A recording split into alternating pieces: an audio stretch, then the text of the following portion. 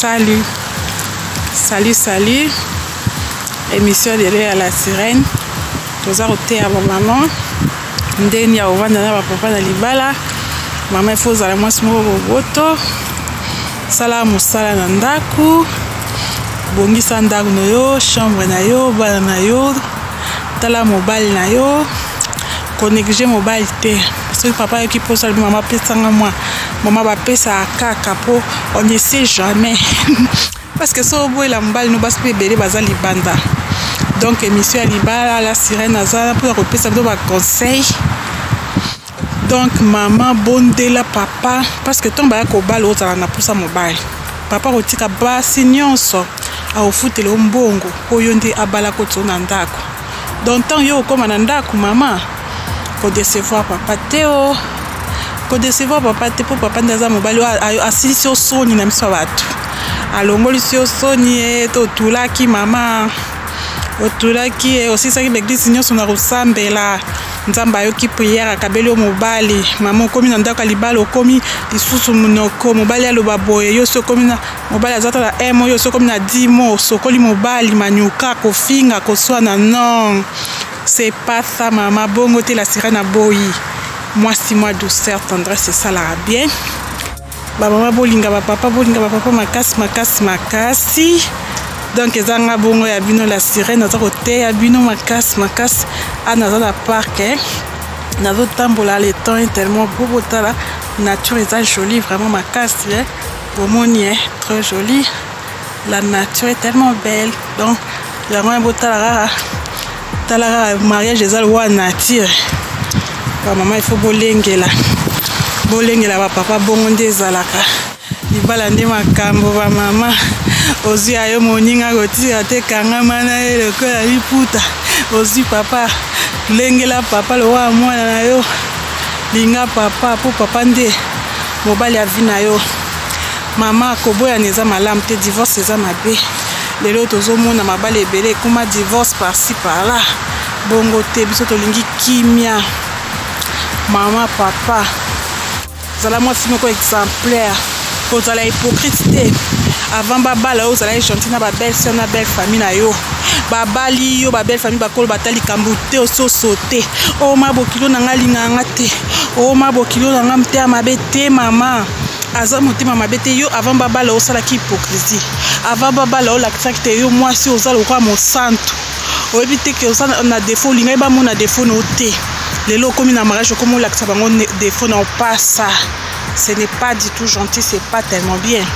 Maman, il faut zala moi simoko ya mabondeli. Zala moi simoko exemplaire. Zala moi simoko ya koyoke la papa.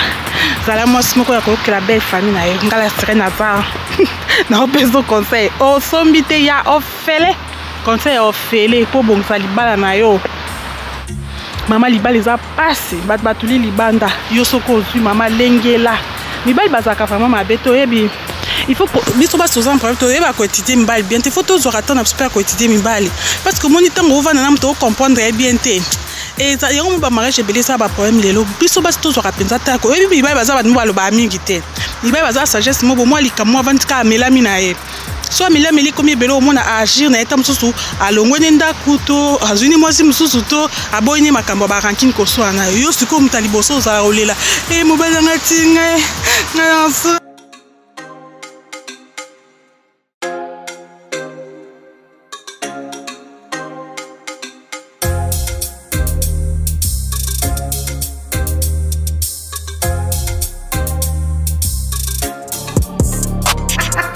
Pardon, ma mise vous tire carabisson boy.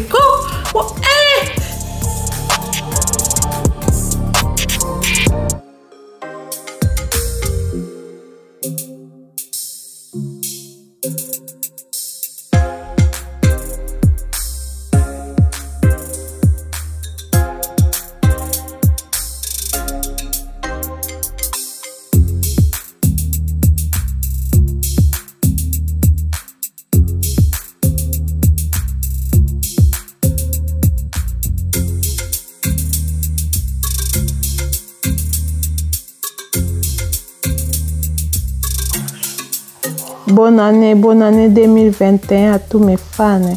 Je vous souhaite bonne année 2021. toutes les bonnes choses, santé, succès, gloire, tout ce que vous désirez, vos désirs les plus profonds puissent se réaliser de la part de la sirène Donna. Bye bye. Et réjouissez-vous parce que c'est la nouvelle année qui s'approche dans quelques jours. Waouh! Faites à vous, de bonnes fêtes à vous. Fêtez bien. Soyez en bonne santé. Dansez bien. Bonne année. Les fêtes en famille et tout se passe bien. Je vous souhaite toutes les bonnes choses du monde. Au revoir. C'est bien. La part de la sirène Donna. Bye bye.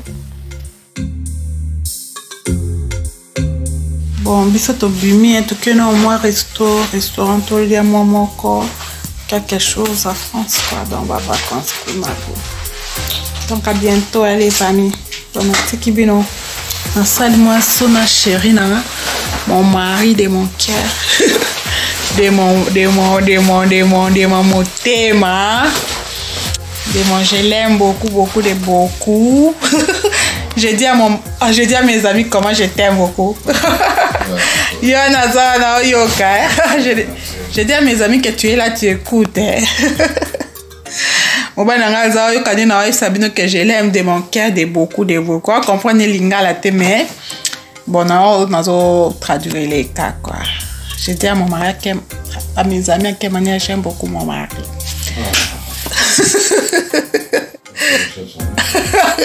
Comme tu parles là, mes amis t'écoutent, non? Je dis à mon mari comment vous les écoutez. Comment vous écoutez vos maris plutôt. Nzala toki elia donc biso de toli na tongo toli. Na midi toli. Total Louvre vraiment promenade, total moi musée. Tamboli ma visite toli kuna toli. Donc bakas toli kana ozonga la place to vanda na ko tamnen. Dans ba régime na osaki na mais bon. À tout à l'heure, mes amis, na bimina mkie. Bisous, bye bye. Paris Gouna.